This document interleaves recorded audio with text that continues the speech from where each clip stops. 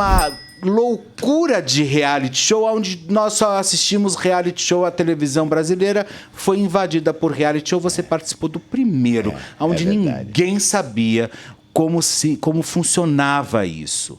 Nem vocês.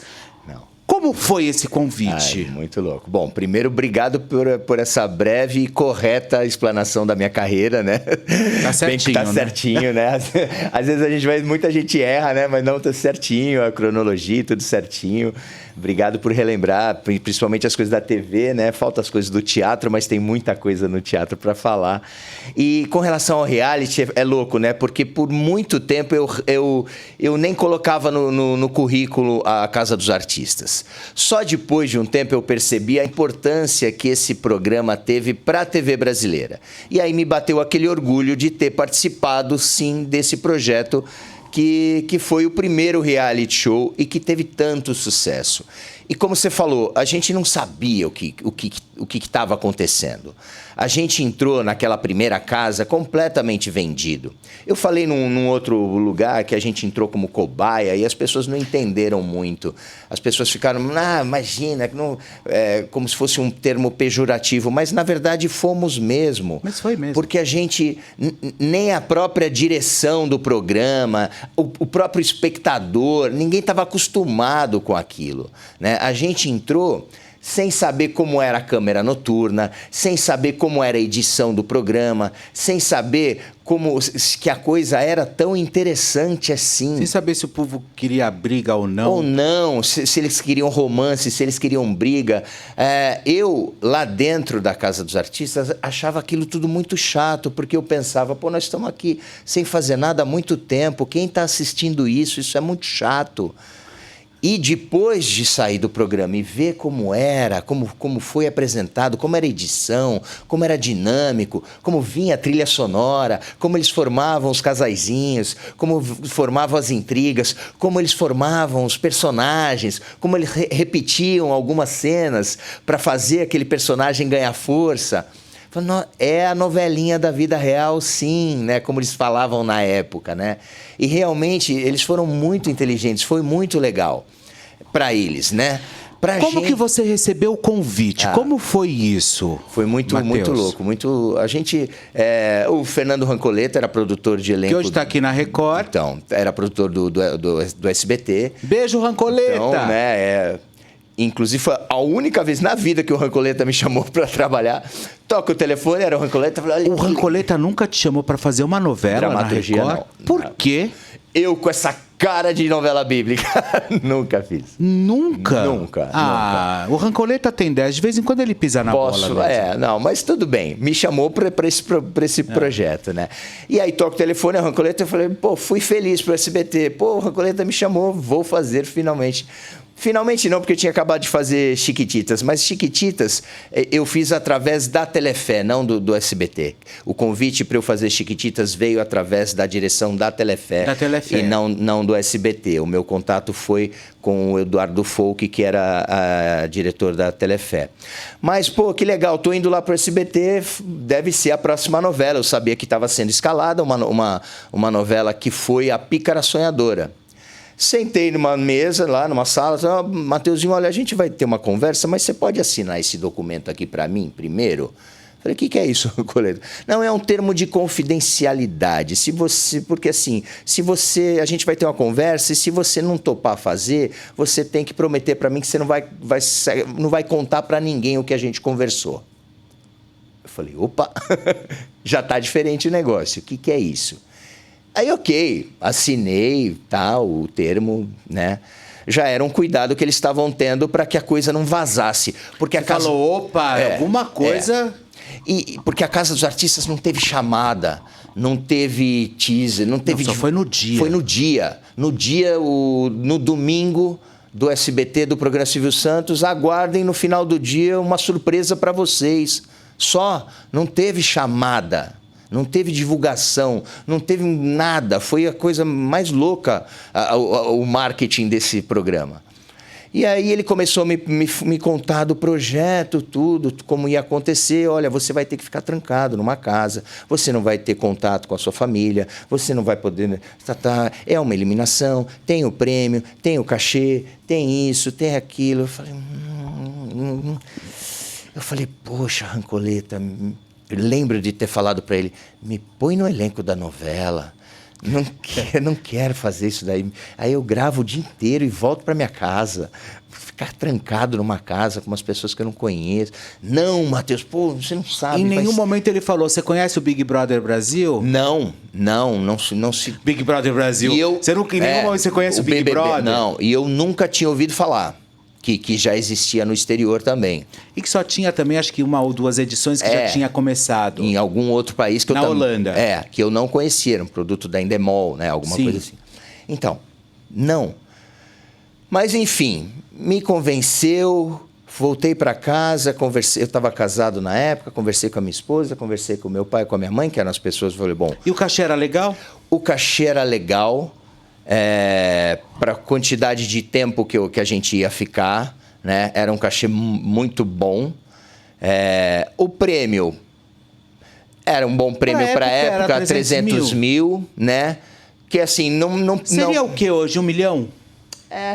Foi 2000, 2001? Foi 2001, né? 2001. 23 anos atrás, 22 anos atrás. Era um bom prêmio. Não ia mudar a vida de ninguém, mas era um bom prêmio.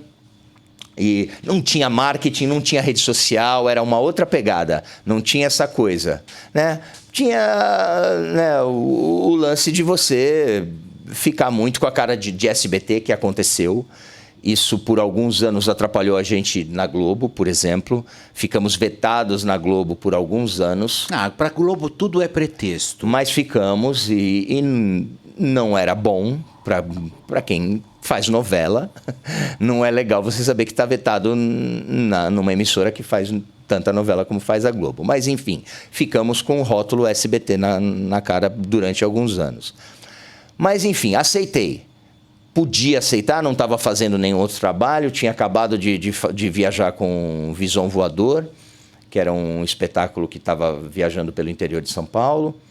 E entrei naquela loucura, assim, mas sem saber, sem almejar ganhar, sem saber as pessoas que iam entrar. Não tinha aquela... O que tem hoje, aquela sondagem, aquela fofoca. Será que fulano pode ser que entre? Fulano pode ser uma... Né? Que nem quando eu entrei na Fazenda agora, eu não tinha certeza, mas todo mundo falava que a Jojo Todinho ia entrar. Todo mundo falava que o Mariano ia entrar. Não era oficial, mas em todos os sites de fofoca o nome deles estava. Então eu achava que eles iam. E alguns nomes estavam corretos, outros nomes não. O teu não vazou, né? O meu não vazou. Né? E eu sou bem caxias, eu morro de medo. Quando fala para mim de confidencialidade, você não pode falar para ninguém, porque se o seu nome vazar, você não entra. Eu falei, não, eu não posso. E ainda mais na Fazenda, por exemplo, até mudando um pouco de assunto. Como era ano de pandemia, eu precisava muito entrar na Fazenda. Não tava sem trabalho nenhum. Cara, imagino. Então, imagina, foi o cachê bom. Nossa, né? foi a salvação da lavoura naquele ano. Lógico, particularmente no ano da pandemia, a Fazenda 12 salvou a lavoura de muita gente. Do ano, né, bicho? Então, mas na Casa dos Artistas foi completamente sem... Vamos lá, vamos ver. Eu era mais jovem também, franco atirador. Vamos ver o que é. Era menos tempo também. Aí ele te falou, fechou, ok, tal, beleza. Aí, como foi? É o mesmo esquema que é na Fazenda? Foram lá, arrumaram suas malas... Cara... Ou mandaram vocês arrumarem... Não, só pediram para não levar roupa de marca... A gente entrou... Você quer café? Não, já não, tem aqui ainda. Tá. A gente... Obrigado. Pelo que eu lembro, a gente foi horas antes do programa para o SBT. Então vocês estavam acompanhando... Quer dizer, não estava tendo chamada. Começou a ter chamada no dia. No dia. Mas vocês nem sabiam o que chamava a Casa dos Artistas, né? Eu acho que sabia o nome. Acho que sabia o nome, a gente já sabia o nome Casa dos Artistas, mas a gente não podia divulgar, não vazou, né? Acho que sabia que ia chamar Casa dos Artistas, sim. Não, o nome não era surpresa. Mas vocês não foram pro hotel, nada, porque vocês foram pro palco. Não teve hotel, não. A gente foi direto. Eu acho que umas 2, 3 da tarde o carro do SBT pegou a gente, levou a gente para Anhanguera. Nós nos conhecemos no camarim, conhecemos o elenco no camarim. Né? No camarim, a gente viu, Frota, você, ficamos. E aí, quando começou o programa à noite, o Silvio foi anunciando a gente. Né? Foi anunciando um por um, e a gente era anunciado e entrava numa van. Ia anunciado e entrava numa van, entrou todo mundo na van. Essa van, escura, tudo, né? Levou a gente para uma casa em São Paulo. Que depois a gente foi descobrir, não era nem a casa que eles fizeram na Anhanguera depois. Sim. Depois a gente foi descobrir que era uma casa no Morumbi do lado da casa do Silvio Santos. Que ele alugou, era uma história louca. Ele disse que era uma casa do Otávio Mesquita, que o Otávio Mesquita alugava, que ele desalugou, que era do lado da casa do Silvio Santos. Você sabe por quê? Não, ele comprou. Essa história eu não sei direito. Você sabe essa história? O Otávio Detalhes me contou. não sei, eu sei que era do lado da casa dele. O Otávio me contou. O Otávio comprou a casa. O Silvio Santos pegou e falou assim, quanto que você quer nessa casa? Não, Silvio, eu não estou vendendo. Ele falou, eu te pago o dobro. O Silvio, ele falou, não, Silvio, eu te faço, então me dá tanto que eu te vendo. Comprou a casa. Mas, Silvio, por que você quer essa casa? Ele falou, porque eu não quero você como meu vizinho. Foi essa? Então. Eu não quero você, Otávio Mesquita, como meu vizinho. E aí ele foi lá e comprou a casa. E aí foi onde ele fez que hoje... eu não posso falar, né? Que hoje, inclusive... enfim. Tá. Eu não sei onde é que é exatamente, mas a gente sabia que era do lado, porque depois o pessoal da técnica, né, fala, o Silvio Santos andava por aqui de vez em quando. Ele vinha aqui de noite andar pelos corredores onde ficavam as câmeras, onde ficava o staff, assim. Era muito, muito louco isso. E era uma casa pra gente... Em nenhum momento vocês desconfiaram que do lado estava a casa do Silvio Santos? Não, a gente não tinha nenhuma visão assim que pudesse descobrir em que lugar de São Paulo. E mesmo o nosso caminho da Anhanguera até essa casa, a gente lá dentro de uma van toda filmada, escura, sem... Sabe, a gente não conseguiu perceber para onde a gente foi. A gente soube, e a gente soube que a gente andou, sei lá, a gente conseguiu perceber. Andamos meia hora de carro, mais ou menos, mas para onde? Onde é essa casa? Onde é esse lugar? A gente não conseguiu detectar, assim. Lá dentro, em nenhum momento, a gente conseguiu perceber isso.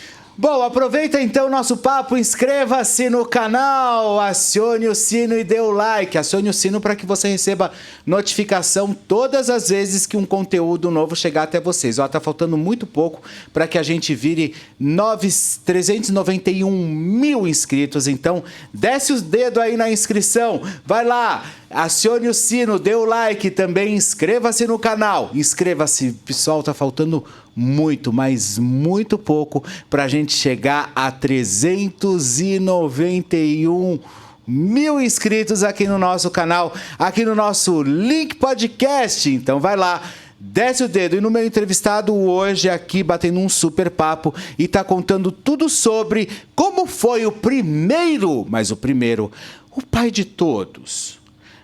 Todos esses realities que vocês assistem no Brasil, teve um início, chama-se Casa dos Artistas. E quem participou está aqui na minha frente, Matheus Carriere.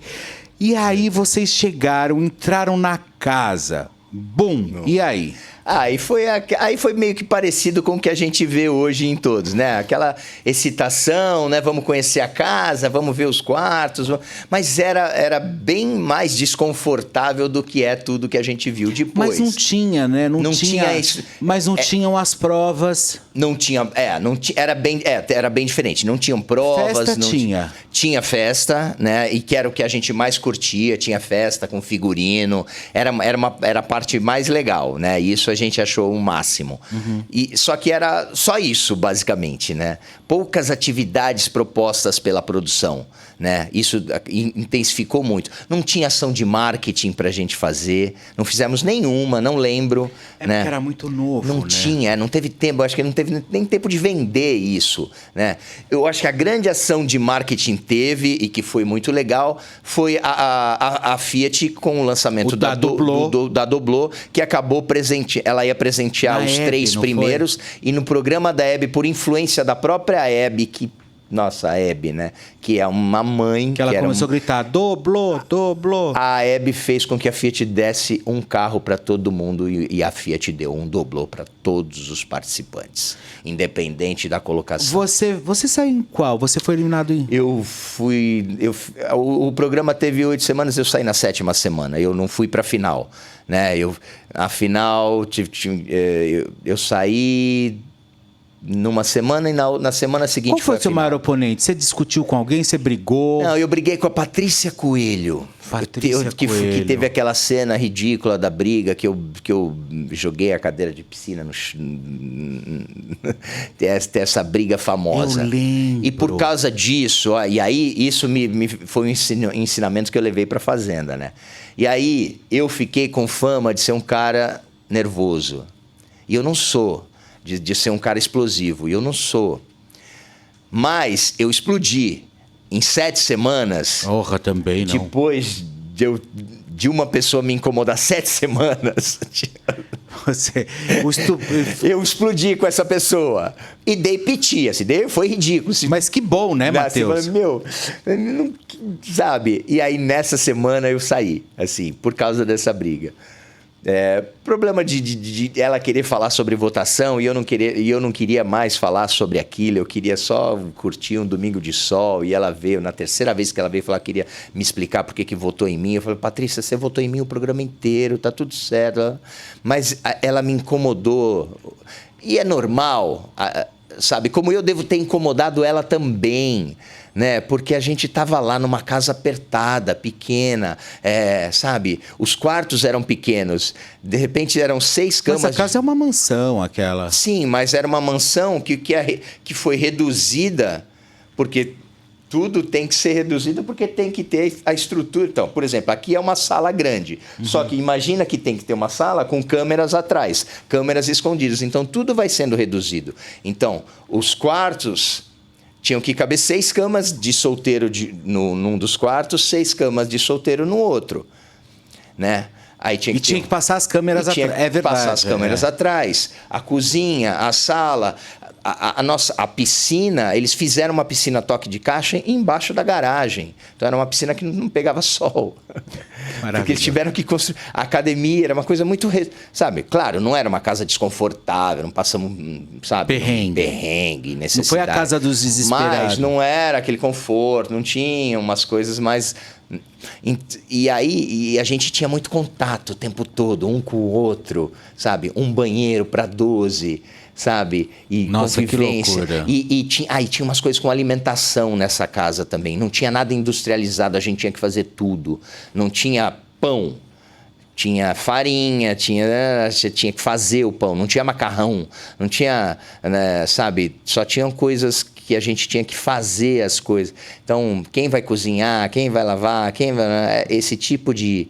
A gente sabe, né? Você vai viajar com amigos num fim de semana numa casa de praia, já dá briga. Nossa. Se chove... Você morar com uma pessoa... Agora imagina 12, 7 Você morar semanas. com uma pessoa já dá pau. Então... Você aí... morar com um bicho... Você já manda ele deitar. Sai daqui! Não é? Então, eu tive essa briga, uma briga. E aí, essa briga superlativou, assim, eu fiquei com essa fama de ser um cara... Então, quando eu entrei na Fazenda, eu falei, bom, eu não posso estourar nunca. Até porque na Fazenda eu sabia que eu ia ser o cara mais velho, né?